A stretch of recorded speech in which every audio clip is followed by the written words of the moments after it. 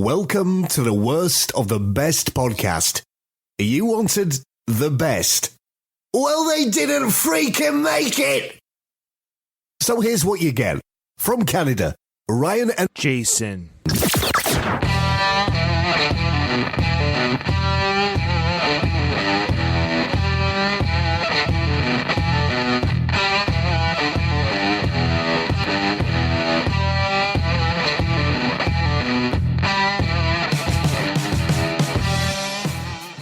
Jason, how you doing? Welcome to the Worst of the Best podcast. How you doing? I'm doing well. How are you? Doing well. It's another beautiful day. Our last episode was a big one. Our last episode was about time travel and theories. It was pretty content heavy.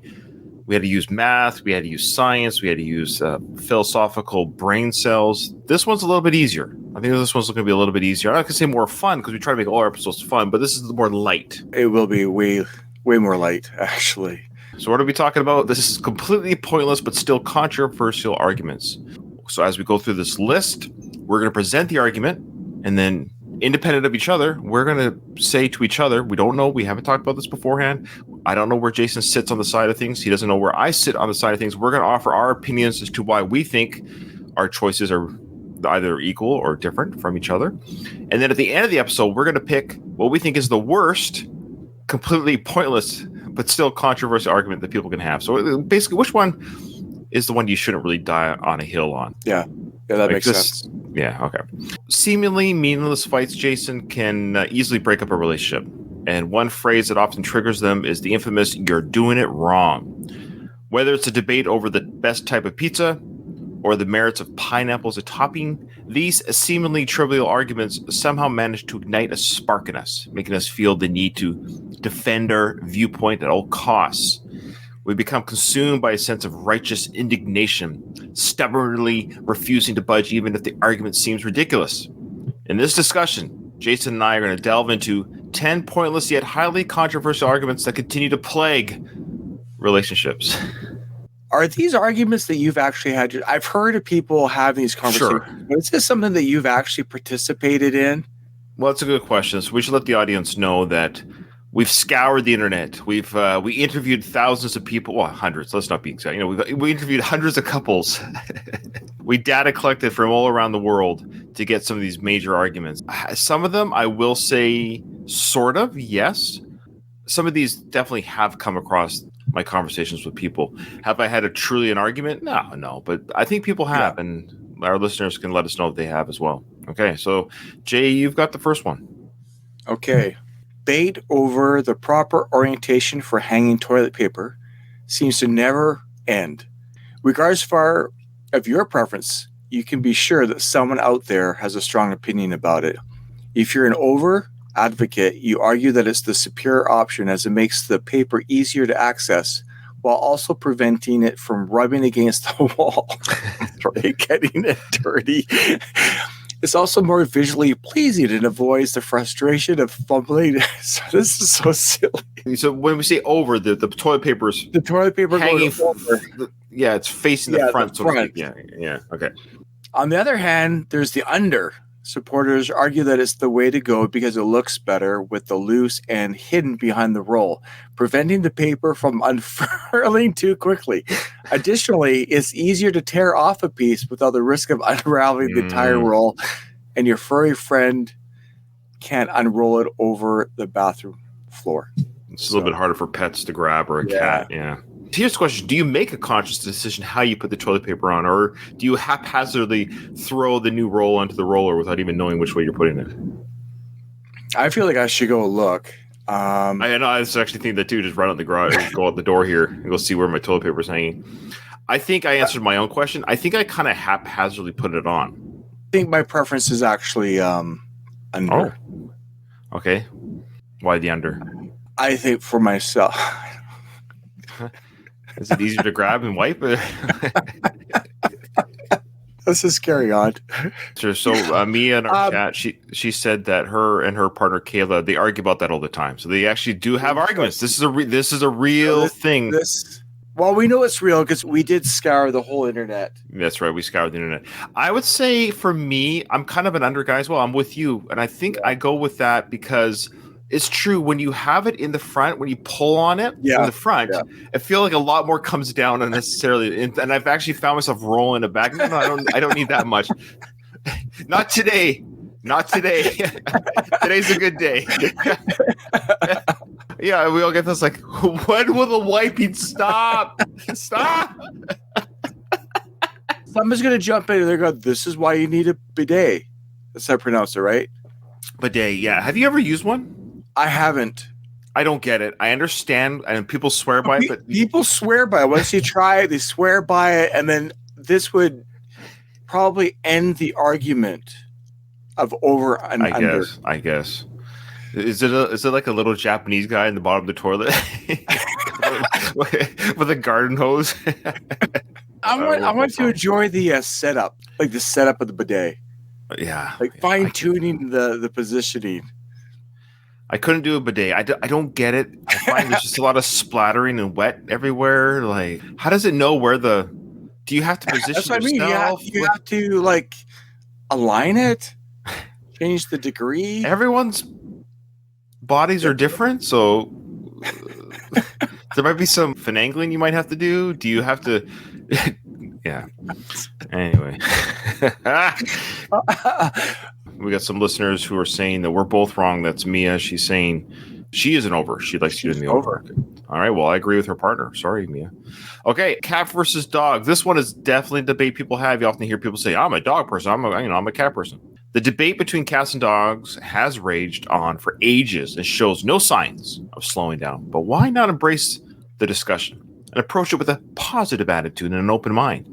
Those in the feline camp argue that cats are superior to dogs. They boast about the independence of their furry companions who don't require daily walks or bark at every little thing. Plus, who can resist the soothing sound of a cat's purr?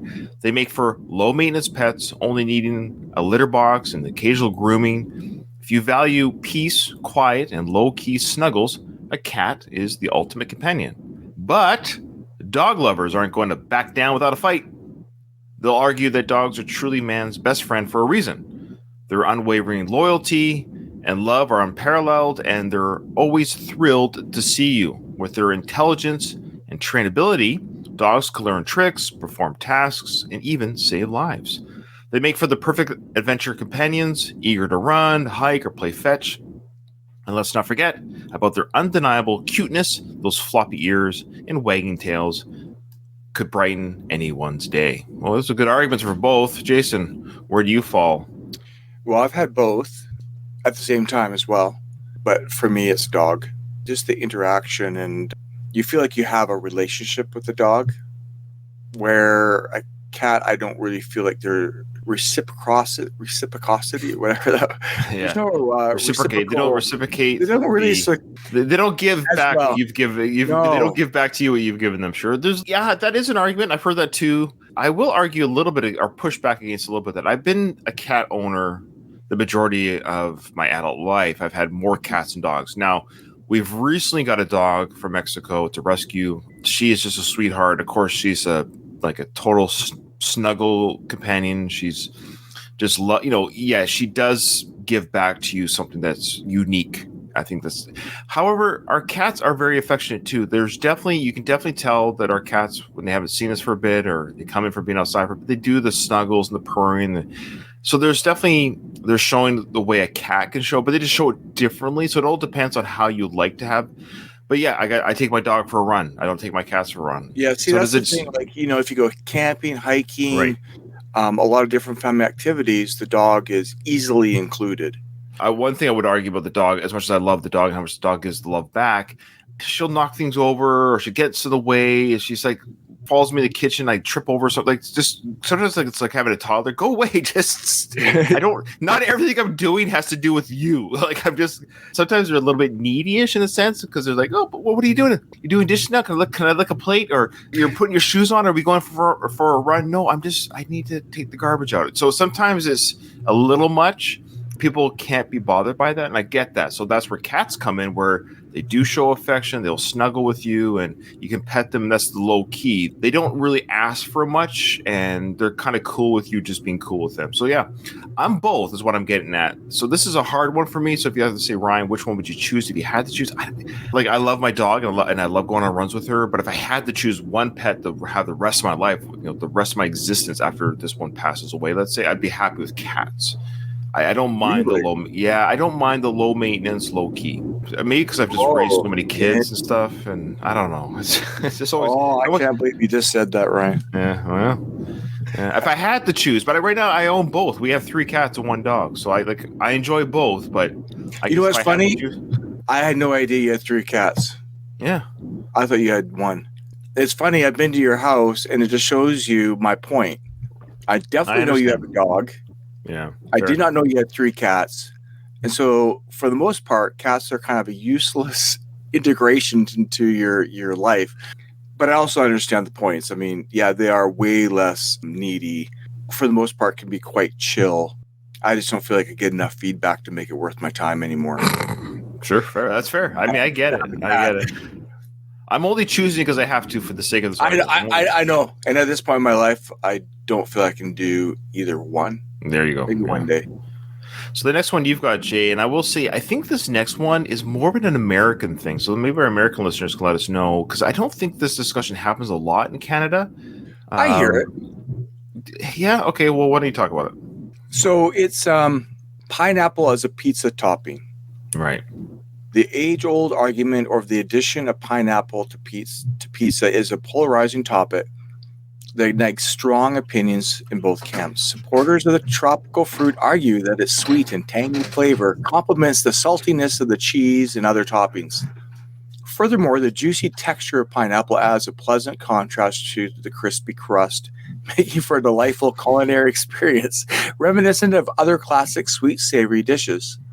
However, opponents believe that pineapple and pizza don't mix well. They argue that the sweetness of the fruit clashes with the savory flavor of the tomato sauce and cheese, ruining the pizza altogether. To them, cooked pineapple's mushy and slimy texture is unappetizing, and they consider it a waste of valuable pizza space that could be occupied by other more flavorful toppings. Ultimately, pineapple should be reserved for desserts, smoothies, not a pizza. For me, definitely pineapple's a non-issue. It's a non-issue, and I think the reason why I think because. But do you have a preference? Or just pineapple doesn't go with pepperoni. I could survive it though. Like if somebody actually made a pepperoni and pineapple pizza, I'd be like, I can power through. It wouldn't be gross, but it'd be an odd choice. Obviously, pineapple and ham is the classic mixture. Yeah, and I would even argue it's ham and feta cheese with the pineapple would be a good mixture. I have no problem with pineapple on pizza when it makes sense with the toppings that it's hanging out with. I mean, it's the same with peanut butter and jelly. Like I like peanut butter by itself and I like jam by itself. You don't put jam and honey together, right? I like both toppings on my sandwich, but some things don't go together. I would argue that pineapple, it is a great dessert as well. It goes well in smoothies or on top of a banana split, but it also fits on pizza with ham. I prefer not having it. Oh, wow. It's not like I would spit it out or anything or take it off the toppings when it was there, but I never appreciated the its inclusion to my pizza. Really? Yeah. I don't know if I ever knew that. The listeners in our chat right now, they're all with you. They are saying no. Just no, says Mia. Louise says it should be against the Geneva Convention. Any pizza that has pineapple needs to be deposited directly into the garbage. Wow. I'm alone on this. Yeah. I mean, I know these people are kind of being silly, but yeah, like I would never order it. And if there was 2 pizzas, one with a pineapple and the same exact same pizza without the pineapple, I would take the one without the pineapple. Absolutely. Really? Okay. Yeah. I guess I'd probably just enjoy it more. I've ordered ham and pineapple. I've made that an order. Oh, yeah, I would never do that. I got to draw the line somewhere. It's just completely unacceptable. It's funny where we don't agree on a couple of these. I'm not saying I'm surprised, but we started off strong with the toilet paper, but we've been on separate sides. Here's one. Now, this is one I've actually, now we've talked before, like, have you had, not an argument, but we say argument, but have you had a discussion with a significant other, i.e. a wife or spouse or whatever? This one I actually have had a discussion with Becky, my spouse. I know where I stand on this. I'm going to read it, but I know where I stand. I'll tell you why I know where I stand. Okay, but I'm going to have... I know where I stand, too. Okay, all right. Here we go. Right Ketchup. Fridge versus pantry. So the debate over whether to store ketchup in the fridge or pantry is a hot topic.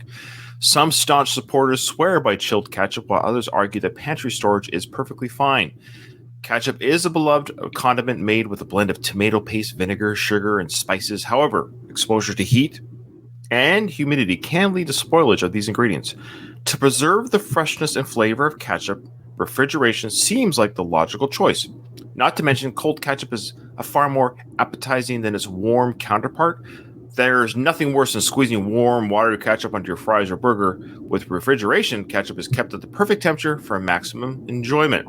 On the other hand, ketchup is a staple condiment that is used in copious amounts in most households. Refrigerating it takes up valuable space that could be used for more perishable items like milk or eggs. Moreover, ketchup contains preservatives that make it last for an extended period without refrigeration. The vinegar in ketchup acts as a natural preservative due to its acidity. I did do it right the first time. Acidity. Yeah. I think you got it right. Sorry, making it perfectly safe to store in the pantry. Okay, so where's your answer on this? Oh, refrigerator. I never have heard of people put it in their pantry before, and I would just assume once the seal is broken that you're starting to introduce the degradation of your ketchup. Fair, yeah. So I just put it in the fridge. I've never heard of people putting ketchup in the pantry or cupboard. I've never heard of that before. Well, you're about to have your mind blown. You're about to have your mind blown there.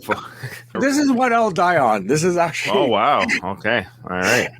Those in our chat both say once it's opened, it goes in the refrigerator. So yeah. I will again be on the other side. I'm the lone soldier on this side of the fence. Now, in the Ryan Balkan household, yes, the ketchup right now is in the fridge. This is a discussion I've had with Becky. I concede. I don't die on the hill. I'm in the Navy. And in the Navy, of course, we have hundreds of people eating food every day, 3 or 4 meals a day in the main eating areas that we call the mess on the ship. Now, every table has condiments that are left out on the table for the whole deployments. And they are vinegar, soy sauce, ketchup, mustard, not mayo, egg product, right? These things are left, Jason, non-refrigerated for months on end. They go from the storage. The kitchen hand opens them up, puts them on the table. When they're empty, they throw them out, bring a new one. None of them ever get refrigerated. I have empirical evidence that ketchup does not. So this argument's real because ketchup doesn't need to be refrigerated. Now, you could argue, yes, ketchup on the shelf and room temperature versus storage at the same amount of time after a year. Which one would you rather eat? Of course, you would eat the one that was in the refrigerator for a year. But all things being equal, if you go through ketchup pretty regularly and quickly, at that point, it's just a matter of preference. How do you like your ketchup? There is no safety issue. That's all I mean by this. So okay, so there's no safety issue. So now it's a question of preference, texture issue, or cold versus warm. So you like the ketchup colder onto your burger or fries or whatever. Is that what you're saying? So I think so. Okay. I think kind of having that contrast. So when you have you ever had ketchup from a pack?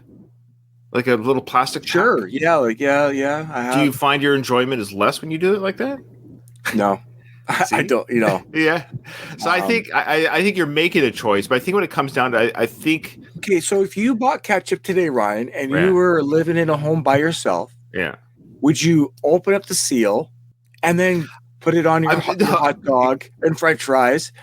Would you put then that ketchup in the fridge or the pantry? I probably regardless would. Of what you know. I think if I was a single guy, yes, because I'd have room in the fridge. I kind of like that argument that you need room in the fridge for other stuff. Ketchup could be sacrificed. That's a good argument. It can be sacrificed if it's a safety thing. I'm indifferent and I'm aware that it doesn't spoil. I'm on that side of it. But I'm also just highly indifferent whether it's room temperature ketchup on my grilled cheese sandwich or refrigerator. I would be fine either way. But I'm trying to help those who are on the side of it has to go in the pantry, that it does not spoil. I'm just saying there's empirical evidence as a Navy guy, months on end, and all these different ports around the world. No one's ever gotten. Yeah. And mustard's the same. Mustard's the same thing. So you can almost argue with mustard with the same argument. Mustard even lasts longer than ketchup. Yeah, I believe that. I think I would just still put it in the fridge, maybe out of habit, peace of mind. It just lasts longer, so it depends how fast you maybe go through it.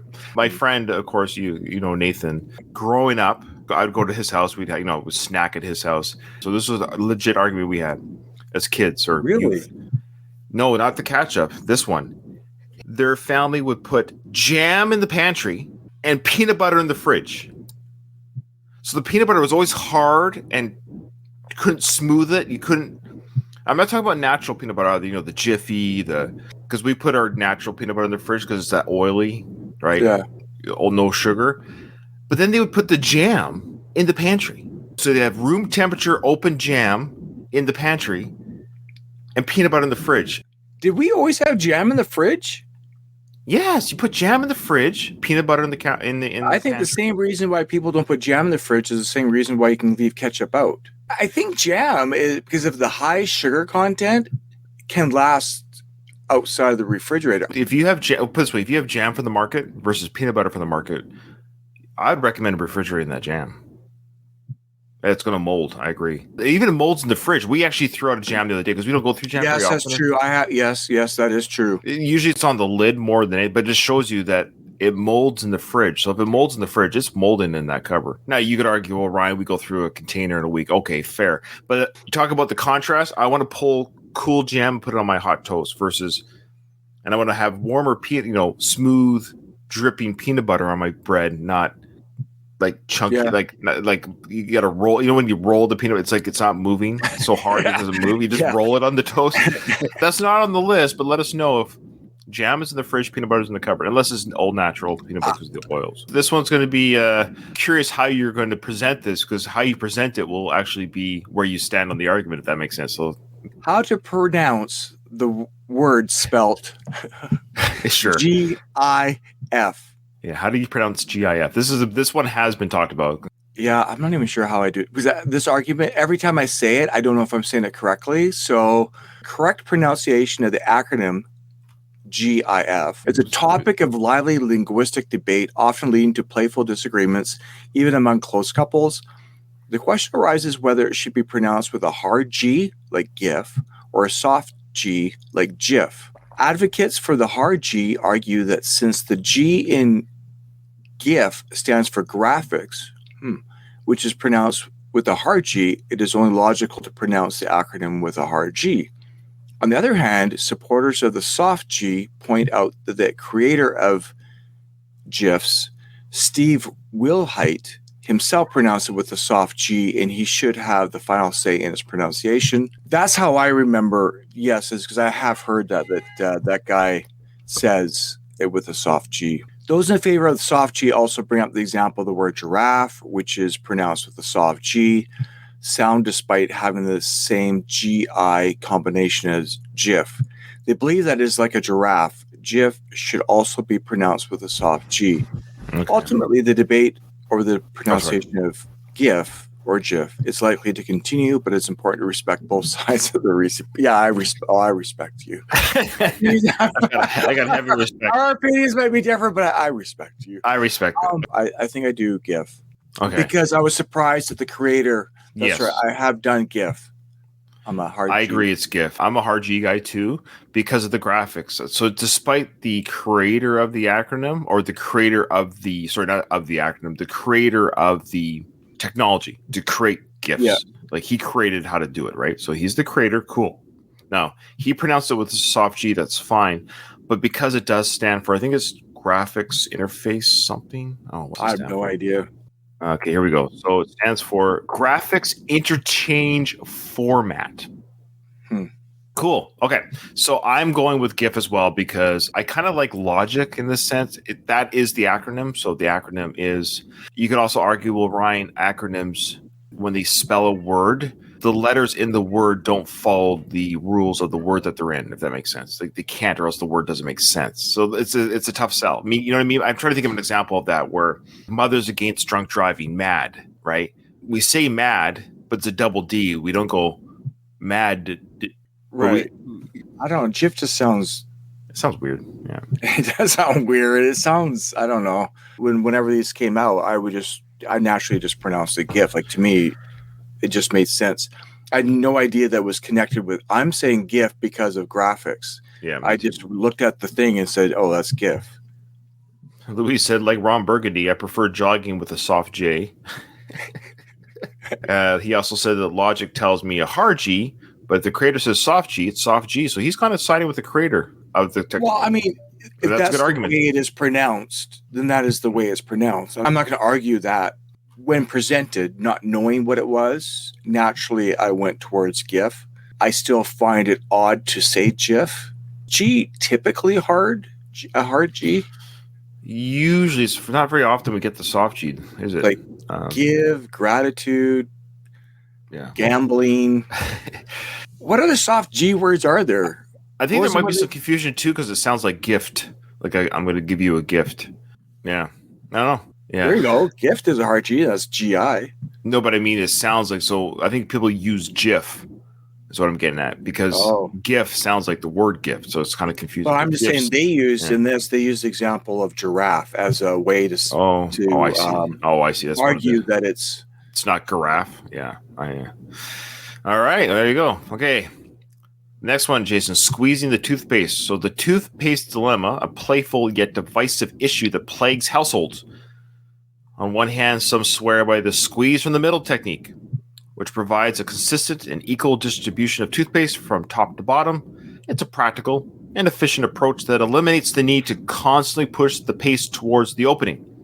Additionally, squeezing from the middle prevents toothpaste from accumulating at the bottom, which can lead to drying out or getting stuck. On the other hand, there are those who believe in the roll from the bottom method, which ensures that no air bubbles get trapped in the tube. This helps prevent the toothpaste from drying out and allows for precise control over how much toothpaste comes out. By using this approach, you'll always use just the right amount of toothpaste each time. So which method do you prefer? The choice is yours, Jason. So more recently, I've been using... I really have this much of a discussion. Okay. Wow. Okay, I think we were sit back. Literally a couple of days ago, I had this thought. The toothpaste that I'm using is like this Crest charcoal. They're smaller tubes, and it's a harder plastic that kind of springs back, like the tube doesn't stay stuck in its position. I appreciate it because I feel like I can squeeze it and get it without having to do all the other squeeze from the middle and all the rest. Right. So the toothpaste tube design has improved in such a way that this dilemma might die off, at least for me. But the older toothpaste tubes and stuff, yes, I probably started off just by squeezing, just willy-nilly. But eventually you have to go, I'm losing toothpaste to the bottom of the tube, and I need to consciously make sure I'm not wasting and getting as much of the toothpaste out as I possibly can. Ultimately, you have to push from the bottom. That's a lot of information, but yeah, I'm thankful for the newer toothpaste tube. Mia says, roll that thing up. I'm with Louise on this. He goes both ways. When it's full, it's a free-for-all. Yeah. When it gets lumpy, time to get my roll on, he says.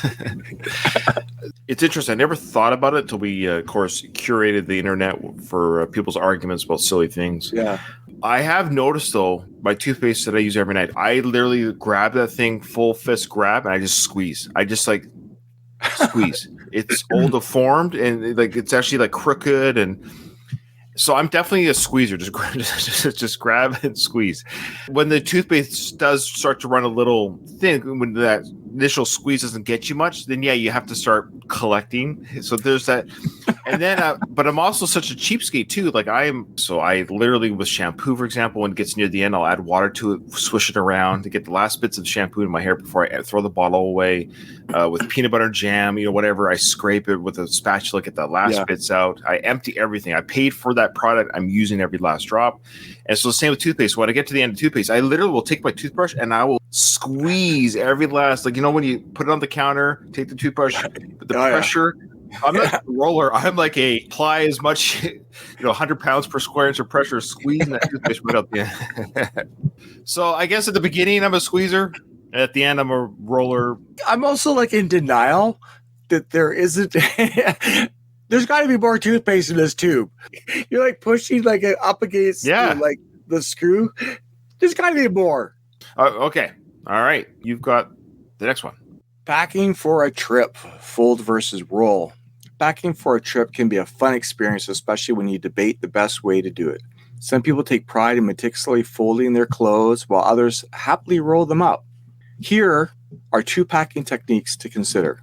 Opt for rolling your clothes. If you want to save space in your luggage and avoid wrinkles, rolling allows you to pack more clothes in a smaller space, leaving you with more room for souvenirs or other essentials. Plus, you can keep your favorite vacation outfits wrinkle-free without sacrificing space for them. Alternatively, if you prefer your clothes to be organized and easily accessible, folding them is the way to go. You won't have to dig through a pile of clothes to find what you need. Folding also lets you pack your clothes more efficiently so you can see everything you've packed at a glance. You don't risk a chaotic suitcase. Instead, you fold your clothes for a stress-free packing experience. Yeah, we just did a trip. So my wife and I, we packed for the week-long trip. I definitely rolled. Now, I'm a bit of a, bipartisan with a lot of these. Cats and dogs, I do both, squeeze and roll. It just depends. I don't make a conscious effort, like I'm going to do it this way the whole way through. I roll my underwear and socks and undershirts kind of together. But then I will sort of fold my shirts or shorts. I don't roll my shorts. So I do a bit of both. If I have enough room in my luggage, I don't have to be that neat and tidy because the luggage is going to be closed up. Nobody sees it and just gets to your hotel. Who cares, right? And you pretty much dump everything on when you get there. I'm a bit of a roller when it comes to the underwears and sock. And then I kind of fold the clothes like they're saying here. You can look at it at a glance. Like I want to wear this shirt today or, I'm neither. I'm just dump it in. Lie it into the suitcase and hope it works out.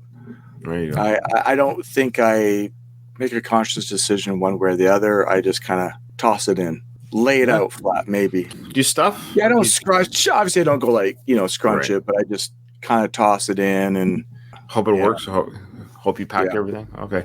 I'm a bit more organized because I do like to have, like I said, like the shirt, socks. Because I usually wear like a black shirt underneath a hoodie or something. So I have the socks and underwear kind of like one side of the suitcase. And then I will organize it that way. Yeah, I'll have, like kind of sections. I'm going to put all my socks in now. I'm going to put my jeans in. I'm going to put my underwear in. I'm going to put my T-shirts in. Do you ever do this? We were gone 6 days. So I'd actually put on my bed 6 pairs of socks. Yeah, yes. 6 pairs of undershirts and all together.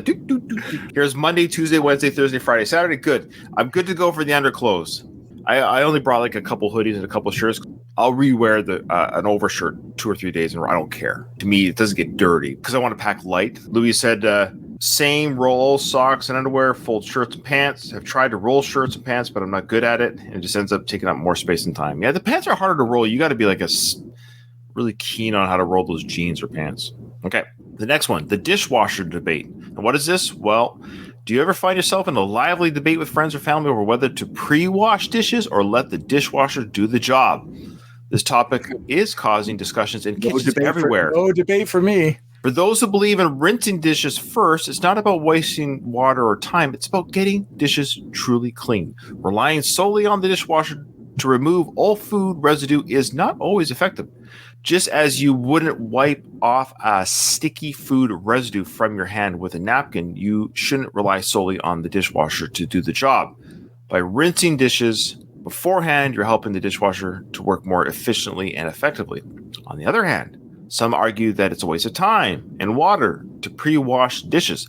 The dishwasher is designed to handle food residue, so why waste time and water rinsing dishes? that will get washed again anyway. Additionally, by skipping the pre-rinse step, you're conserving water and you're doing your part for the environment. Every drop counts, and we should all strive to conserve water whenever possible. Okay, so Jason, where do you land on this? My time is precious, so I'm not doing a pre-rinse. Now, of course, if there's like a lot of debris, like scraps or whatever, I'll scrape it off. I would prefer to wash after a dishwasher load if something wasn't clean, but I'm not going to spend a lot of time pre-washing dishes. No, I'm more or less the same way. Obviously, if let's say you have spaghetti meatballs, I'm not throwing in chunks of meatballs and spaghetti into the dishwasher. Right. So you do the scrape into the garbage or to the compost, or do the scrape, but there's particles and sauce on there. Yeah, I don't care. She going in there.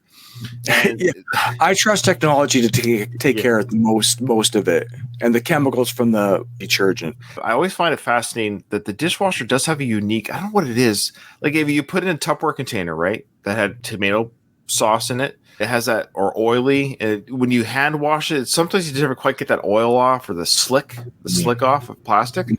The dishwasher has that ability. It takes the slick away. Is it the detergent that's the key? Like the different type, because there's a different type of detergent that goes into the dishwasher, right? So is it the liquid or those pellets that makes the dishwasher feel different? They're almost, when they're so dry, they come out there's no slick. They're so clean, it's like you can't even slide your hands across. Yeah, you can't slide across it. Yeah. And why is it too that I'll put a pot in there that has the crusties or whatever, and it does do an amazing, it's not like it's that high of pressure. So again, is it the dishwasher breaking down how does it break down the particles in the dishwasher? Let us know.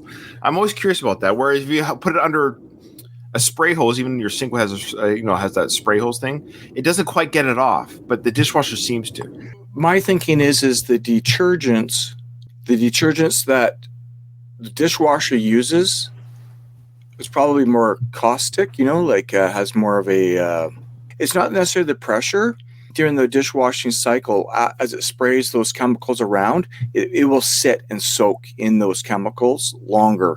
So it's not like it's always wash. I think there's times where it's kind of those chemicals are soaking on your dishes.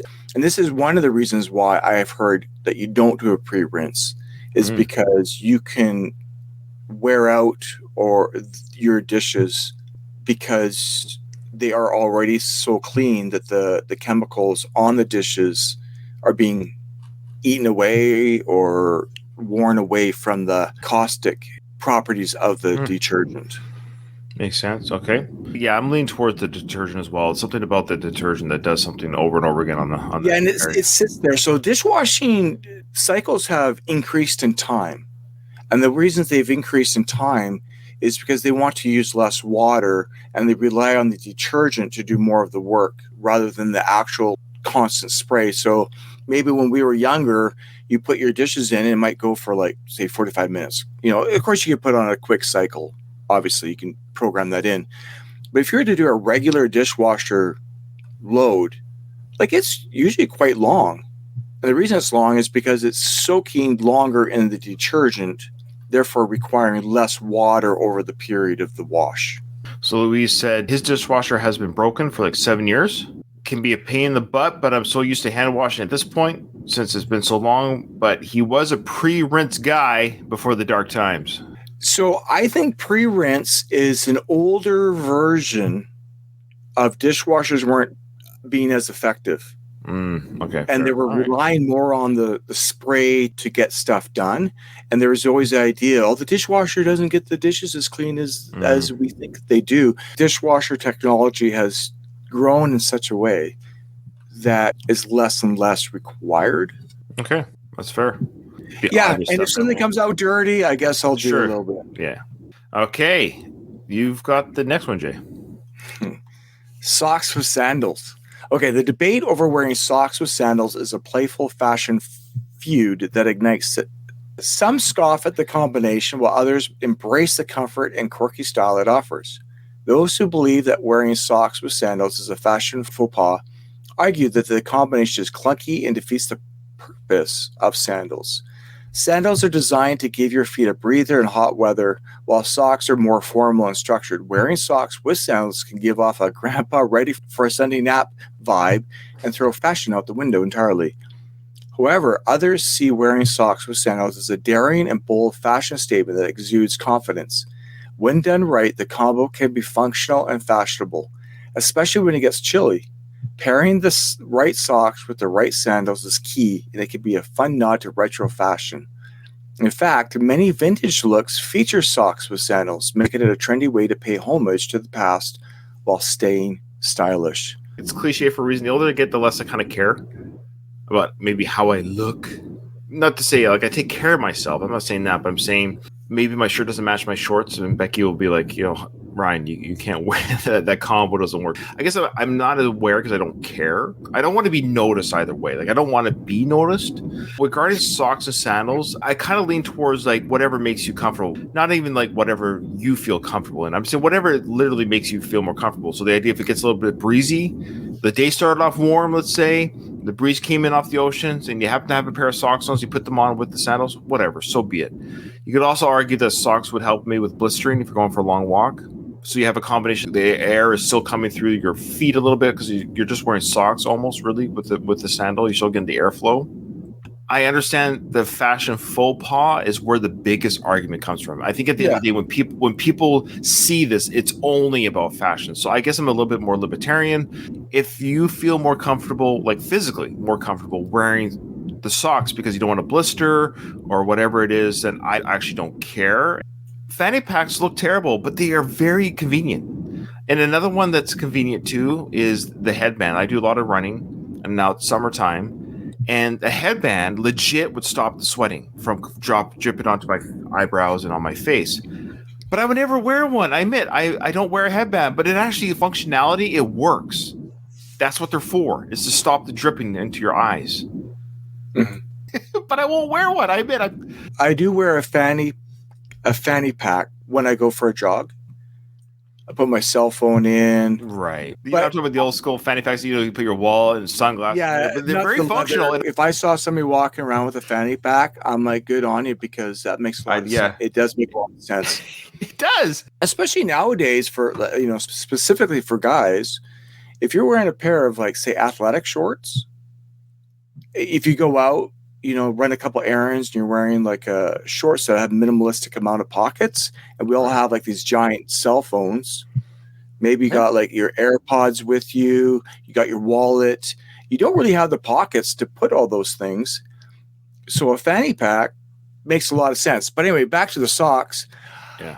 I'm not really a sandals person unless I'm at a beach or I'm walking from my car on a small trail to a beach or to water or to the lake. I would never put sandals on to go to Costco to do run my errands. I'm gonna go to the bank and wear sandals. I'm not that guy, and I'm definitely not the guy to wear socks with my sandals to go run errands in. The only time I would wear sandals, typically, I'm envisioning 99% of my existence, would be to a recreational activity. And if that recreational activity requires sandals, it definitely doesn't require socks. Do you wear sandals I'm going to go to the bank? I'm going to stand in the line at the bank. At the end of the day, I'm going to side with, I won't wear socks with sandals, because if I'm truly wearing sandals, I'm literally at the beach. I'm at the lake. But if I'm going to run an errand, I'm putting on short socks with sneakers or whatever. I don't like to have my toes exposed in public. Now, I have nice feet, but the whole idea of walking through Walmart or something, I don't know. It's, yeah. We're on the same page, I think, on this one. Louis says it's a terrible look. Hell, even just wearing sandals can be a fashion faux pas unless you're at the beach. Okay, yeah, I agree. I agree with that. All right. Well, we're on the last one. Here we go. Here's the last one. Hot dog as a sandwich. This is a true discussion. Again, this is a lighthearted culinary debate that's sure to add some flavor to your next barbecue. So let's consider the definition of a sandwich: a filling placed between two pieces of bread. If we apply that definition to a hot dog, the bun is essentially a single piece of bread that's been partially sliced open to create a hinge And the filling, that's clearly the hot dog itself. So technically speaking, a hot dog meets the criteria for being a sandwich. However, some argue that a hot dog is not a sandwich. Unlike a traditional sandwich made with sliced bread, a hot dog bun is more like a roll. And the filling, it's a hot dog, not sliced meat or cheese. Furthermore, if you were to order a hot dog at a sandwich shop, you wouldn't expect to receive a sandwich. It's its own unique category of food that shouldn't be labeled as a sandwich. I have never heard this debate before. It definitely sounds like a sandwich to me. But that last line about if you went to Subway, but see, Subway sandwiches are very similar in design as a hot dog. Well, they don't have it on the menu. Yeah, that's what I'm saying. So, like, most sandwich shops wouldn't include, like, if you were to go to a traditional, say, soup and sandwich shop, Okay, little cafeteria or cafe or whatever, you wouldn't see hot dog on the menu. That's a good argument. So if you were to open, let's just say you, Jason, were to open a soup and sandwich cafeteria, would you ever consider making hot dogs? No, I wouldn't. I don't think it would have crossed my mind. And that's probably why there are hot dog stands and then the rest of sandwiches. But I think a hot dog technically is a sandwich. This is kind of a callback to the GIF or GIF. Technically, it should be GIF because it stands for graphics. But at the same time, I think it sounds better to say GIF in some degree. But I'm going to side with it's not a sandwich, and it leans towards more of a. But even hoagies are called hoagie sandwiches. I think they call them hoagie sandwiches. What do you call a Subway sandwich? A Subway sandwich. That's the same idea. It's a Subway. It's a bun with meat and. But what is the old term for that? Is that a hoagie? Yeah, hoagie. I think a hoagie is another word. I don't know if it's old or whatever. The hoagie. Yeah, I mean, I remember Subway. hearing hoagie sandwiches. Yeah. Subway, it's like Xerox and photocopying. A lot of times you grew up saying Xerox, but it's actually photocopying. So is a Subway sandwich, what is like the traditional word before Subway kind of took it over? I'm going to go to ChatGPT. I'm just going to ask it, what defines a sandwich? Sandwich is a type of food consisting of one or more fillings placed between two slices of bread or bread-like product. Yeah. The defining characteristic of a sandwich is the presence of the bread or bread-like component that encloses the filling. The bread can be in the form of slices, rolls, buns, baguettes, or other types of bread products. According to the artificial intelligence gathering data from around the world in a hypersecond, it does say that is what a sandwich is. It has bread. You have a hamburger. Yeah, that's the same idea. A hamburger is a type of. So you could have like a meatloaf sandwich, right? Like your cold day leftover meatloaf. You could slice it and put it between bread, and then have it for lunch the next day. You would call that a sandwich. You would call. So here's the thing: a burger's a type of sandwich. So a hot dog is a type of sandwich. I think technically it has have to say it is a sandwich in the sense that a sandwich is if you look at a sandwich as here's the thing. It's like say an automobile. A truck is an automobile. Yeah.